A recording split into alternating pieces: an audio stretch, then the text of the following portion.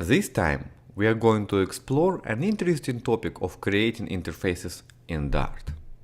Let's start with an extremely simple domain. The database migration class is using database connection to, not surprisingly, connect to the database, to then perform some migrations. Let's run it to see if it's working. Now, imagine that our database isn't super reliable, and sometimes our attempts to connect fail. Instead of just giving up, we'd like to try several times. To do it, we've decided to implement database connection with retries. So it takes a connection and the number of retries and tries to connect several times. It's very simple.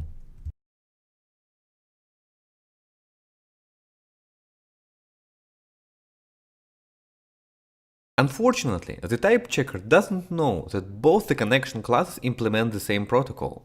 So the question is, how do we formally declare protocols in Dart? Let's try to figure it out. Every time you define a class, Dart also defines an implicit interface.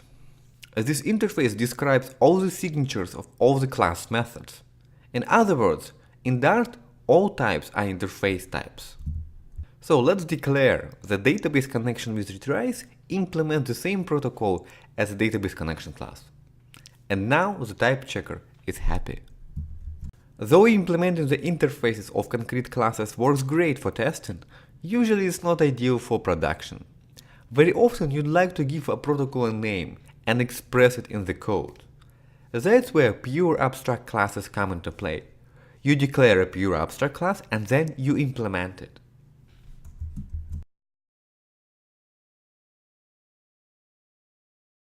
Wrapping up, in Dart all types are interface types.